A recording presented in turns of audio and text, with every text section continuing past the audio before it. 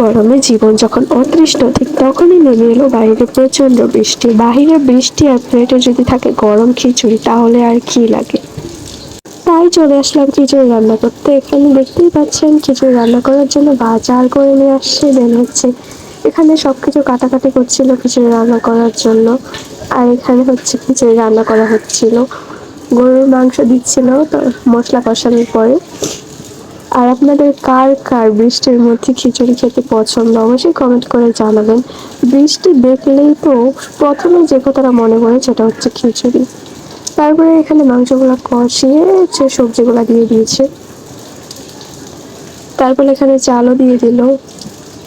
চাল দিয়ে এখন ভালোভাবে এগুলা নেড়ে চেড়ে নেবে। আর আপনারা কে কি খাচ্ছেন এই বৃষ্টির মধ্যে, অবশ্যই কমেন্ট করে জানাবেন। আমার কিন্তু বৃষ্টির দিনে খিচুড়ি অনেক বেশি ভালো লাগে। তো এই তো এখানে চালটা কষিয়ে নিয়েছে ভালোভাবে। তারপর এখন এখানে পানি দিয়ে দিয়েছে। যদি আমি এত কিছু ভিডিও করিনি, একটু একটু দেখালাম আপনাদেরকে। তারপরে এখানে ধনিয়া পাতা দিয়ে দিয়েছে উপর দিয়ে।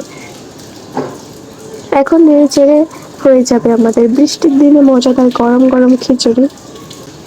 খিচুড়ি রান্না হতে না হতেই চলে আসলাম গরম গরম খিচুড়ি খেতে প্লেট নিয়ে।